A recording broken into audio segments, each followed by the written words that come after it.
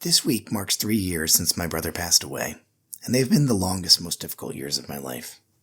They've piled up on me, nearly buried me at times, captured my breath and hardened my heart, and outpaced my mind. I am a much more different man today than I would have been had February 20th, 2019 never happened. I wish it hadn't. I wish that the record of time had skipped at midnight of that longest day, scratching out the hours that followed, slipping back into its groove just 24 hours later. We may never have noticed, for how much is a single day in the ocean that is our long journey on this earth? Not a bit, not even a single blink. Of course, we're all different than we were then. We've weathered so much death and destruction, the breakdown of our health, and seemingly the very fabric of our shared social contract. What I would have given to have journeyed it with him here, his moral rectitude and stability would have been a great comfort in these times. The video that follows is not new. It's been here on this channel for some time, and it was previously broken into 2 parts. In honor of this 3rd anniversary of my brother's passing, I'm re-uploading it, unified as a single essay with only minimal changes. I originally wrote this essay anonymously for the insert credit forums, and that's why I've used false names for both of my brothers throughout. The writing of this essay was an immense act of emotional release and a powerful exploration of my own maturation up to that point, around a year after David's death. Everything you'll learn in listening to this essay, I learned in writing it. When I sat to write it, I knew only that my heart was heavy with regret, but I did not know the source of it. Now, 3 years on, I don't feel regret. Instead, I feel so immensely grateful that we did not part on bad terms. My brother loved me with all his heart, and I know that. I know it because he told me so over and over again in word and in deed. I loved him too, God I did. I love him still, or at least I love the memory of him, and that, it turns out, is all I'm capable of. So what's changed? As I said before, not much. I've added this introduction, I've fixed a few transitions, I've merged the 2 videos into a single one, and I've added a verbal cue about spoilers at a point where previously there was only text. And that's it, really. If you've watched it before, you can watch it again. I think there's an awful lot in here, and some of it might benefit from a second go-around. And if you haven't watched it before, know that I hold absolutely no ill will towards anyone who did wrong herein. Yes, my parents struggled and argued at times. They struggled and they fought for us, and they came through the other side with all 5 of us intact. Yes, Matt did hurt David, and David did hurt me in the ways that siblings sometimes do when they are young and they don't know any better. Know that all 3 of us had long forgiven one another for these childhood transgressions by the time David's death. The only possible villain in this story is me. I took too long to recognize my brother's love for me. I delayed my forgiveness much longer than he, and I withheld my feelings from him out of an ill-placed sense of shame. He forgave me for all of this, and I have forgiven myself as well. When something like this happens to you, and I'm sorry to say, dear listener, that someday it will, folks will always tell you that it gets better with time, and I guess that that's true. Really what happens is things get different with time. You get different with time. I am different than I was on February 19, 2019, and that's okay.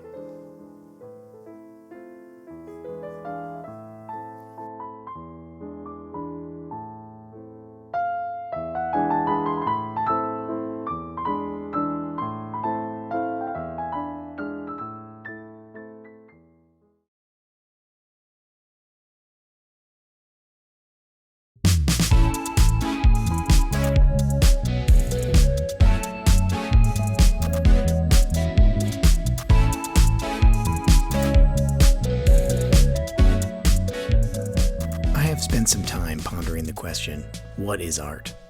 Trite, I know, cliche even. But as I've grown older, I've started to notice that true wisdom is often cliche. Something becomes a cliche by feeling true to many people over many years. So too, for me, has the pondering of the question, what is art? I've rejected a number of common definitions of the term in lieu of one that rings true to me. I think that art is a very specific form of communication, one between the artist and the observer. It is, in this sense, a semiotic, consisting a signifier, a signal, and a signified, a sender and a receiver. But unlike in semiotic linguistics, the point of art is not to portray meaning, At least, that's not all, and sometimes not at all, what art communicates, but rather to signal emotion. Art is the communication of complex emotions from one person to another. Like in language, the emotion felt by the artist is not necessarily equivalent to the emotion felt by the observer. Indeed, it may be completely different. Art is created simply by an artist who wants to express an emotion, and interpreted simply by an observer who wants to feel an not necessarily equivalent emotion. Can a game be art? Of course it can. A game is a creation of one or more individuals expressly for the purpose of observation or consumption by some other individuals. Games express emotions. Therefore, by my personal definition of art, games are art. Why is it that many people believe film, photography, painting, sculpture, poetry, prose, etc. are art, but that games are not? Because games are crass. Games are gauche. Games are not bourgeois. Anyway, for anything I'm about to do to make any sense or even have a purpose, we must accept the premise that games are in fact art. Good? Great. I'm writing a series of mini reviews of video games that are important to me. They're important to others as well. These are extremely mainstream video games, as you'll see. Alongside each of these mini reviews, I'll tell a story about a particular relationship in my life. And being presented side by side, my hope is that the stories and the reviews will be heightened by their context.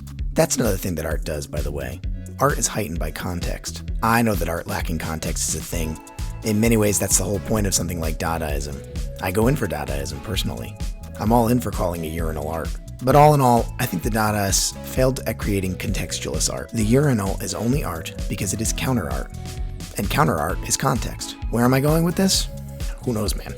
What I want to do is tell you a story using games as context. What I want to do is help you feel an emotion that I desperately want to express.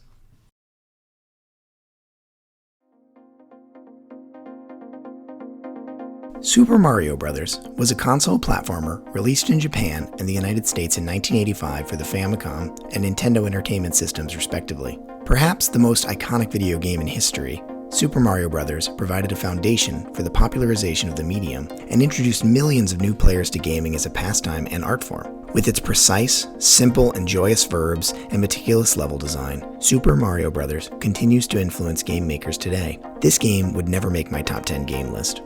Maybe not even my top 50 list. To me, its importance lies in the way it brought me together.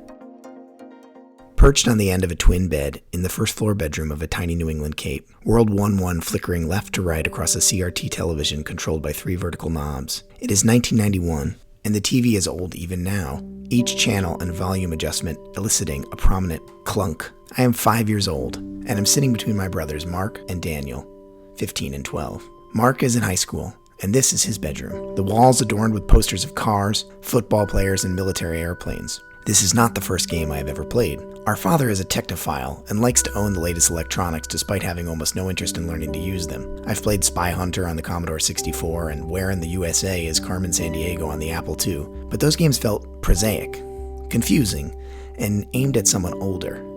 Super Mario Bros. Is a kid's game, made just for me. Today is the first time my brothers will let me play, and we take turns passing the controller each time we die. Inevitably, this means they each play for several levels, and I play for as long as it takes me to sprint directly into the game's very first deadly bottomless pit. Daniel is a gawky preteen, his glasses several sizes too big for his freckled face. They spill over his round cheeks, and his skin has the pallor of a boy recently ill. He was recently ill, having last year survived an open heart surgery that was still a medical marvel in the early 1990s. Daniel and I do not get along. Daniel and Mark do not get along. I am beginning to learn the rules of shit rolls downhill, a family dynamic in which Mark hurts Daniel and Daniel hurts me, and I cry by myself with no one to pass on to. But here, perched on this bed, in this bedroom, beneath the poster of an F-14 Tomcat, the flying of which is the someday dream of the soon college-bound Mark, we are brothers. Not quite equals, perhaps. I keep running into that goddamn pit, but closer, kinder, showing each other more love and support than elsewhere. Very soon, Mark and Daniel will move on from games, leaving them behind with their childhoods and their innocence. Unlike them, I will take this experience on, savoring and remembering the warmth of their presence. Daniel puts his arm around my shoulder and groans with delight as I flutter jump just short of the right-hand pit wall. He's up next.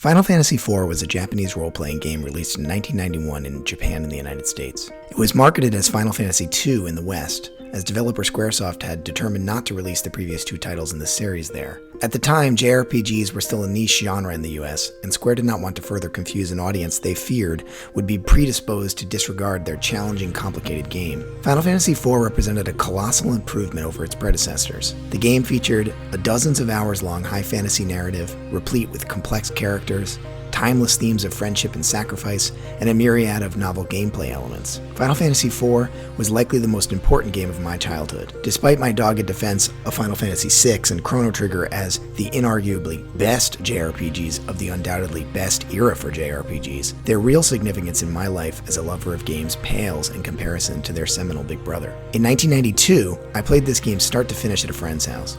A month later, the older brother of another friend lent me Final Fantasy IV, and I played it start to finish again, renaming Cecil after myself and Rose after my second grade crush. On my third playthrough of the game, I sit alone on a round, woven rug laid atop a poured concrete floor. I can feel the cold February chill from the cement, a sweatshirt and blanket wrapped around my shoulders to hold in the dwindling warmth. My back pressed against angled steel of an ancient pillowless futon, and my face illuminated blue by the flickering television. I am playing Final Fantasy IV, and the wizened mage Tella has just died, expiring in an effort to cast the legendary Meteo at his nemesis Golbez. None of these names strike 8-year-old me as the least bit ridiculous. I'm pulled along by the drama. The game's volume is turned up as loud as I can stand, and it will be years before I realize I have done this to drown the sounds of argument filtering down the stairwell. 15-year-old Daniel crouches at the banister, swearing at me to mute my goddamn pussy baby game so that he can listen. I do not understand why he would want to listen to them scream at each other about deadbeat family, addiction, responsibility, money. These real-world struggles are scarier than the fantasy ones on the television. Daniel hates games now. Daniel hates me now. He wishes I was gone, someplace else. Or else he was gone in someplace else. Daniel hates himself, though this is also something I will not realize for many years. He hates himself, and so he must hate me twice as much. I want nothing more than to be rid of him.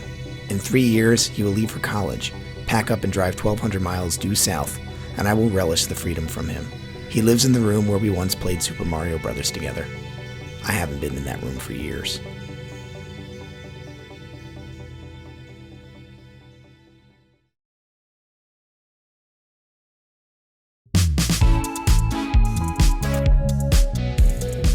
Super Smash Bros. Melee was a 2D fighter released by Nintendo in 2001 for the Nintendo GameCube. Melee represented a massive improvement over its Nintendo 64 predecessor, with faster gameplay, more characters, a fleshed-out experience for solo players, and an overall greater sense of depth and complexity. The Smash Bros. Series is different from most fighters in that instead of characters having health bars that are depleted by successful attacks, the player characters have rising percentages that affect the weight of the character. The ultimate goal of Smash is not to kill your opponent, but to knock them off the stage in such a way that they cannot safely return. This gives the games an entirely different feel from its erstwhile peers. While some players come to Smash for its unique feel, others are attracted to the series' variety of friendly and familiar Nintendo characters. This second iteration of the series has shown incredible staying power. Even now, 2 decades after its initial release, Melee has an active competitive community. While I never participated in any formal competitive events during my time with the game, I did spend hundreds, or maybe thousands of hours playing side by side on dingy college couches and in friends' mildew-smelling basements.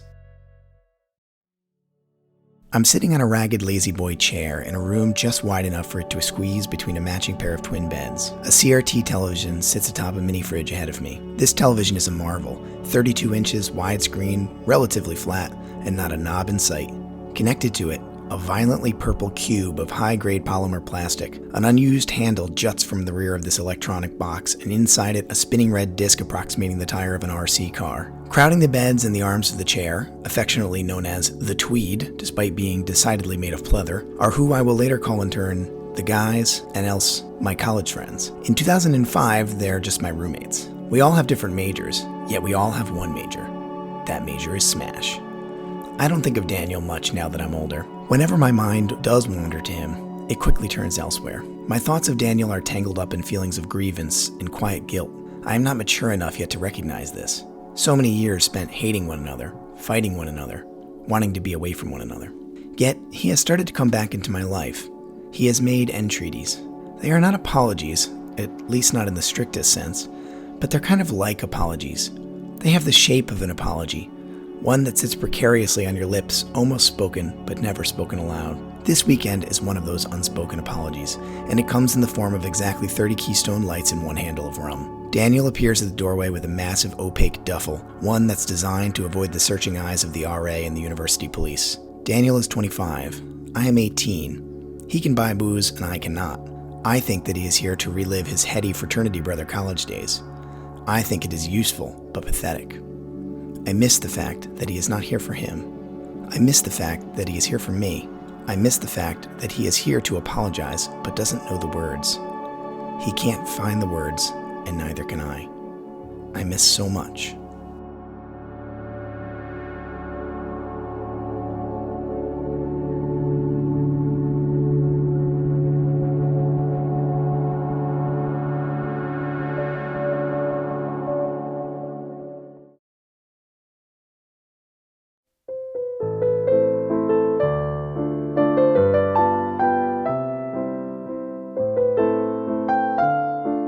Developed by Sony Computer Entertainment, the PlayStation 3 was released in North America in 2006. The PS3 was a part of the so-called 7th console generation, competing for sales with Microsoft's Xbox 360 and the Nintendo Wii. Expectations for the PS3 were sky high in the mid-2000s, followed on the unprecedented success of its immediate predecessor. It was seen at the time as expensive and somewhat clunky. It was also a no-nonsense technological achievement, being the first console to come standard with a Blu-ray player and paving the way for the future of social online gaming. I got a PS3 Slim for Christmas in 2009, and the first game I played on it was Final Fantasy XIII, an interestingly parallel experience, as FF13 was also a technical marvel that nonetheless premiered to lackluster reviews and sales.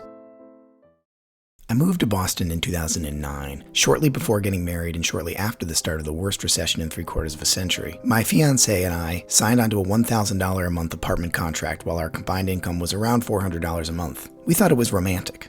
It was romantic in a way, living by the moment, balancing the books on the edge of a knife. We explored the city's edges and its hidden pockets, the underpass dance halls and narrow restaurants with room for only one table. One of these was a Korean place staffed seemingly by one impossibly ancient woman. She knew us by sight and would always put down a massive plate of banchan whenever we arrived. We never knew what any of the things were in the little immaculate white plates. We ate them ravenously. When we couldn't afford to eat at restaurants, we lived on ramen noodles and heated our home with the burners of a gas stove lit with a sulfur match. It was a month after the move that Daniel started to show up. Now in his late 20s, Daniel had a high-paying and very stressful job. He'd been poor too for a very long time, moving back in with our parents and living through what I now know as a deep depression. Now that he wasn't poor, he had developed a pretty serious shopping habit. His favorite type of shopping was for family members, and I was his very favorite person to lavish with gifts. Like I said, he started to show up, and when he did, he always brought gifts. On his first visit, he looked at our bulbous, hulking, and now ancient 28-inch television. He stood in the middle of that cold, bare room, staring at that television. What he said has become the stuff of family legend. Everybody deserves a big TV. And so he drove me to Best Buy, and he bought us a big, expensive TV. That television finally died last year. I cried when I left it at the dump. The next time he came, he bought me a widescreen high-definition computer monitor. I'm looking at that monitor right now. There were many other gifts as well, but that Christmas, he really took the proverbial cake. In a packed room at my parents' house, I unwrapped a large box of indeterminate shape. It was a brand new PlayStation 3 with an unwrapped copy of Final Fantasy XIII and a dedicated multimedia remote control. Of course I had wanted one. I'd been a PlayStation baby since Square jumped the Nintendo ship in the mid-90s. I never could have afforded one, not if I saved for a year. It's pretty hard to save when you're $600 in the hole just to cover your rent. I hated it. I hated that goddamn box and that stupid remote control and the fucking games. I hated that I wanted it and couldn't buy it for myself. I hated that he made me open it in front of my whole family and my fiancée. I hated him for trying to buy my love. I hated that he thought I would ever forgive him for what he did when he was so much bigger than me. He should have protected me. He should have taught me right from wrong. He should have been there with his arm around my shoulder like he had on that bed beside the posters in the 3-knob TV. Instead, he had beaten me down. He told me I was a failure. He told me I deserved all the things the kids said about me at school. He told me I couldn't sing, I couldn't play sports, that the only thing I could do was play my pussy baby games for babies. I knew that I would never, ever forgive him. When he visited me in college, it was pathetic. When he barged into my apartment in Boston, I resented it. I resented him. Didn't he know I could take care of myself? Didn't he know the only lesson he'd ever taught me was that I could take care of myself? And so it was that I didn't hear him say the words, "I'm sorry," for the very first time.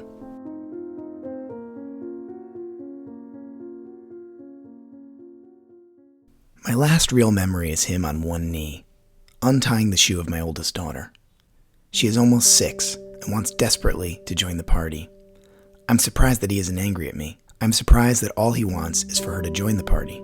The significance of this disconnect feels so powerful as I think on it now. Does this memory really hold the weight I have given it? Or does it only seem so heavy because of what came next? Was this kindness a new, emergent thing in him, the way my memory says it was? Or was it always there, and I only recognize it in the shadow of itself? What would I do if I could go back to that moment? Say thank you for tying her shoe, for the gifts, for learning to take care of me after all those years?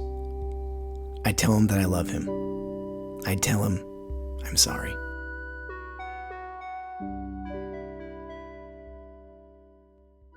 I looked down at the LED clock in the dashboard.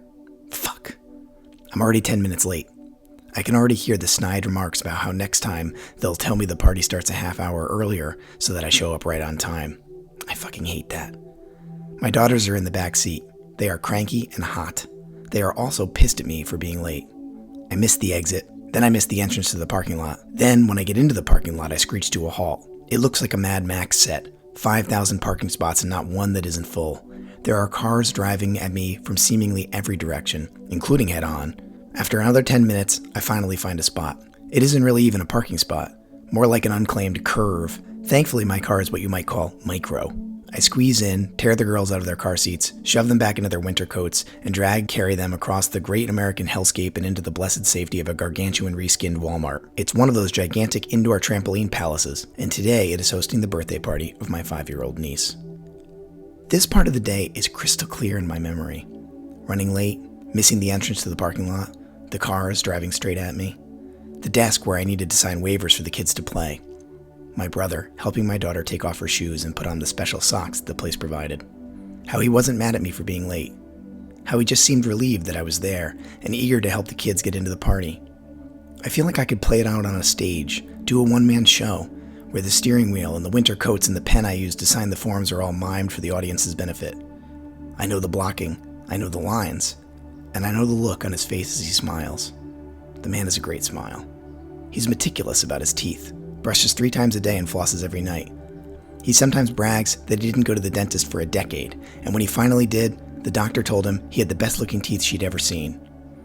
Daniel is 6'3", just north of 300 pounds. He lifts me 6 inches off the ground and squeezes until he hears a crack. I laugh out loud, feeling the relief of being out of that parking lot. I remember that feeling of relief so plainly. It felt like a dip in the pool on a blazing summer day. The rest of the day is a blur. I wish it wasn't, but that's the way it goes. Some things become frozen in the amber of our memories, and some drift away. I remember a conversation about apps on our phones. I remember a drive to a pizza place with Mark, the 3 of us talking baseball and wishing for spring. I remember the hug as I left his house at the end of the night. I'm glad I remember that pair of hugs, at least.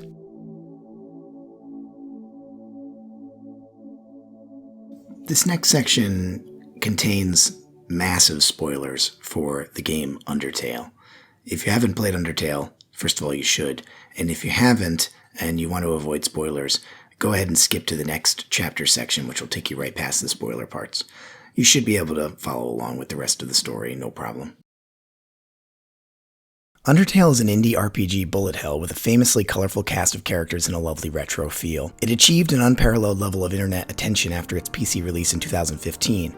However, I played it for the first time in the fall of 2020, after it was released for the Nintendo Switch. I played the game blind the first time through, accidentally killing exactly 1 NPC along the way, the player character's erstwhile mother figure Toriel. Undertale encourages players to tell their own stories, and I could not have written a better first run, accidentally killing that exact 1 NPC. On my second playthrough, I played what the community calls a pacifist run, meaning I killed no enemies or bosses and instead used the game's alternative tactics to talk my way out of every situation. After my pacifist run, I encountered what you might call the game's true ending, in where I learned about the story origins of many of the game's cast members. Sometime in the past, Toriel and her husband Asgore adopted a human child who, like the player character, accidentally fell into the underworld where the game takes place. The human child died after eating poisonous flowers, and his brother, Toriel and Asgore's biological child, Azrael, attempted to save him by bringing him to a nearby human settlement. The humans fatally wounded Azrael, and Asgore declared war on the humans in retaliation. It turns out that Azrael is not precisely dead, and has instead been scienced into the body of a murderous flower. After defeating the aptly named Flowey, the player character releases Azrael back into the underworld. Azrael allows the player to leave for the human world with their friends, but in doing so is forced to stay behind. After the ending, the player can walk back through the whole game world, eventually finding Azrael, return to his true self, carefully caring for the flowers in the game's opening screen. No matter what the player does, they cannot convince Azrael to leave the underworld with them, and they must eventually leave. The player character stands in for Azrael's adoptive sibling, and leaves the underworld with their parents, presumably never to see Azrael again. This ending inspired me to write this essay.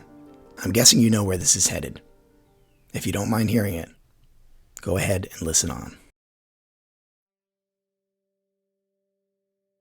My brother died 3 weeks after the day of that party. 3 weeks after he'd gotten down on one knee and helped an excited and anxious girl untie her shoes. 3 weeks after he'd forgiven me for being late without me having to ask for forgiveness, without him having to say a word, just a smile, just a hug.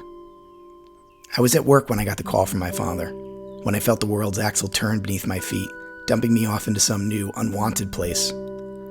He'd woken up with a stomachache, driven himself to the emergency room a few hours later, and was dead by the early afternoon. Sepsis was the eventual diagnosis. It might as well have been a meteor out of the heavens. His wife asked me to write the eulogy for his funeral. In it, I wrote that, I regret that I didn't tell him that I loved him completely, and that the knowledge that he loved me was one of the most important things in the world to me. That I forgave him his trespasses, and that I wish I could have begged his forgiveness of mine. My greatest regret, my deepest regret, is that I did not forgive him his trespasses, and that I did not beg the same of him. I know now that I didn't need to, of course. He'd forgiven me long ago. I lied in that eulogy. I wrote that I have, since as long as I can recall, compared myself to him and wished that I could be good enough to live up to his expectations, despite knowing that his only expectation of me was that I feel happy and loved. The lie lies in the timing. I didn't know that was true until after he was gone. Beyond my touch, beyond my reach. I know it now.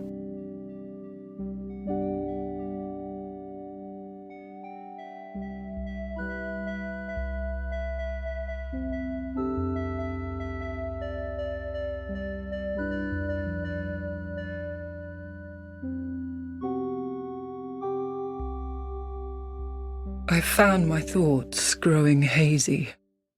My memories are fading, oldest first. The curse is doing its work upon me.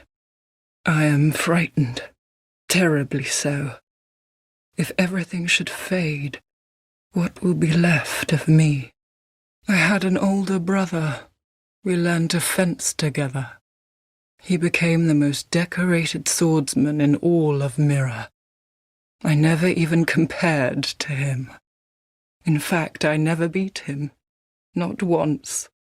But then, one day, he was gone, lost without a trace.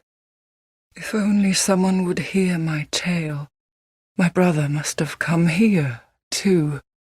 Soon I may forget even about him.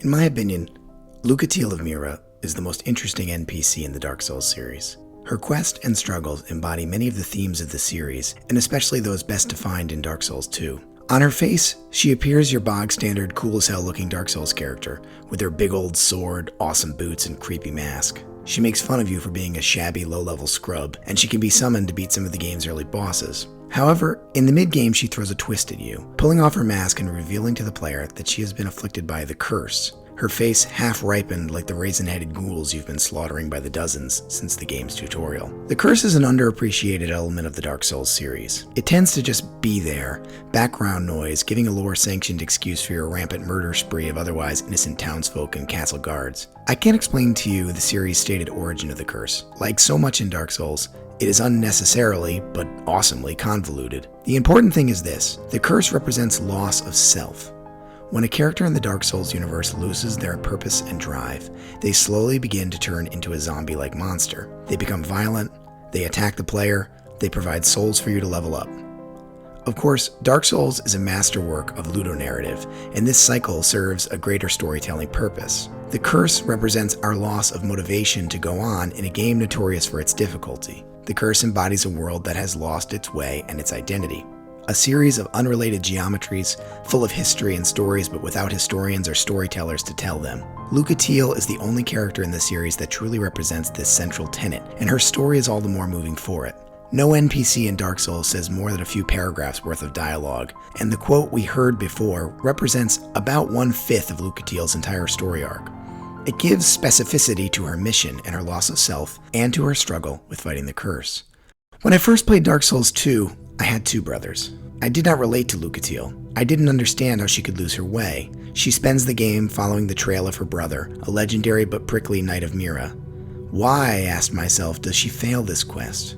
She gives up at the last moment, succumbing to the curse, despondent and without memory in a ramshackle hut outside the very building where her brother waits for you in ambush.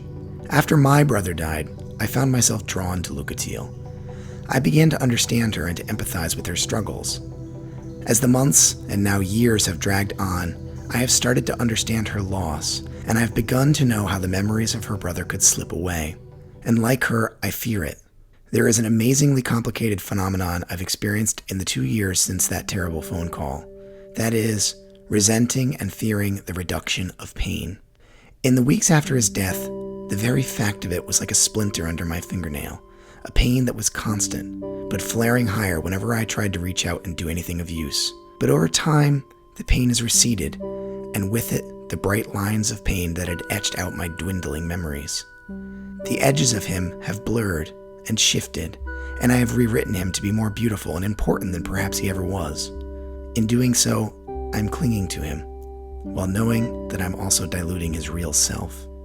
I've begun to forget the things about my brother that were real. I can no longer distinguish between what was and what I have invented in my desire to memorialize him. I remember my brother's smile. I remember the feel of his hug. I remember him tying my daughter's shoe. I forget the other details. I have forgotten what it felt like when I feared him as a child. I can no longer feel the shame of his gifts. Someday, I will forget the real him, and my memories will only be of other memories. This is the nature of it, that without new stimuli, our mind is forced to carve out a notion of a past experience. So we end up with a statue of sorts, an ersatz outline of a person who can no longer speak or act for themselves. And so we become the author of their story, but we can never be as good as the original. He is going away. He is walking into a darkness where I can never go. He turns to me one last time before being obscured by the shadows of memory, and he drops me a wink. He says he is sorry. I reach out to him, but he is already gone.